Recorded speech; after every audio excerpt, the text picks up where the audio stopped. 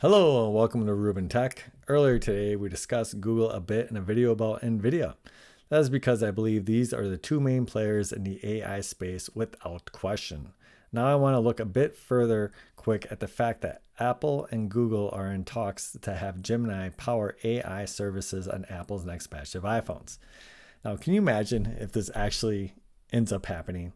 Google will literally own the AI space on mobile devices.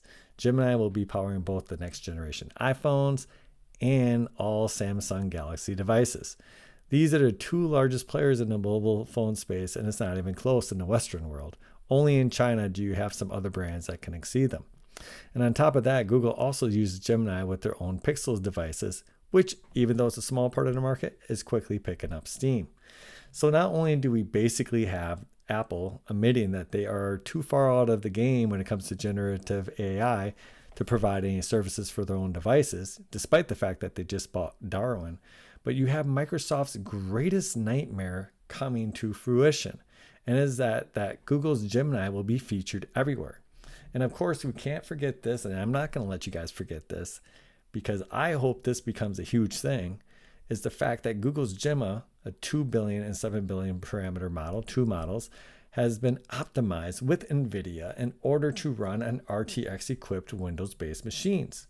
Okay, so adding support for Gemma soon is Chat with RTX, an NVIDIA tech demo that uses retrieval augmented generation of TensorRT LLM software to give users generative AI capabilities on their local RTX powered Windows PCs.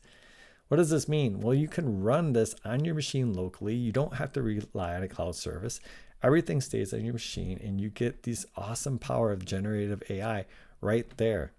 So who with an RTX equipped machine wouldn't want to run something like this? Okay, it's free to use. It's not costing you anything. So not only are they likely, if this deal goes through, I shouldn't even use the word likely. If the deal goes through, they are going to dominate the mobile space, but they could also dominate the PC space. And that's really got to stick it to Microsoft.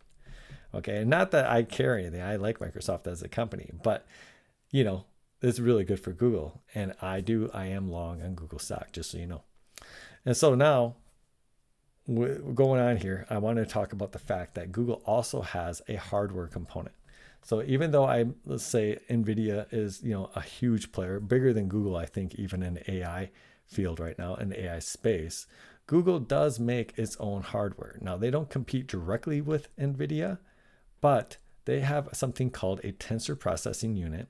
And their TPU version 5, we know that outperformed H series from NVIDIA handily and was exclusively used to train Gemini Ultra.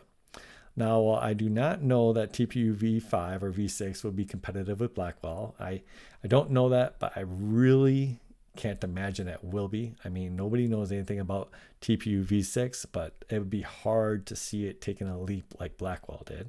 Okay, so while I don't know that, I can't see Google being too far out of the game here.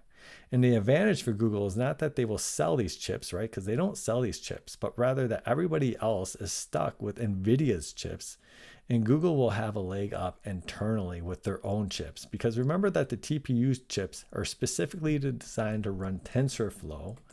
TensorFlow is AI framework that was created and released open source by Google, is what they use internally for their projects. Okay, and so their TPUs are designed specifically to run TensorFlow, where NVIDIA's chips they're not specifically designed in this way to run a specific library like this. So even though they may be more powerful, NVIDIA's Blackwell chips, it could be that on some metrics that TensorFlow TPU tensor processing units can outperform them on specific tasks. Okay, and Google will have that advantage. So for all of you out there, I want you to ignore the noise with Alphabet, because Alphabet gets a ton of bad press. Alphabet and NVIDIA are miles ahead of everyone else on all fronts in the AI game, and it's going to remain that way for a while. Alphabet has a ton of free cash flow and a ton of cash on hand to handle anything that comes its way. So when we look at them, we see that they have $110 billion cash and securities equivalent on hand. And they also made last quarter 7.9 billion, but this included a one-time payment that was reported on October 16th of a tax payment of $10.5 billion. So without that, it was a one-time, it wasn't a typical tax, one time. So without that, they would have had 18.4 billion, which is more in line with what they typically generate. Now, of course, they had to pay that, but what that means is that next quarter, we can probably imagine that they're going to be back in this $17 to $20 billion range. So they have whatever resources are necessary to keep them at the top of this game. So there are two players that are ahead of everybody else in this game, NVIDIA and Alphabet. Okay. As always, I'm not a financial advisor. Please do your own research. Okay. And to all of you out there, have a great day.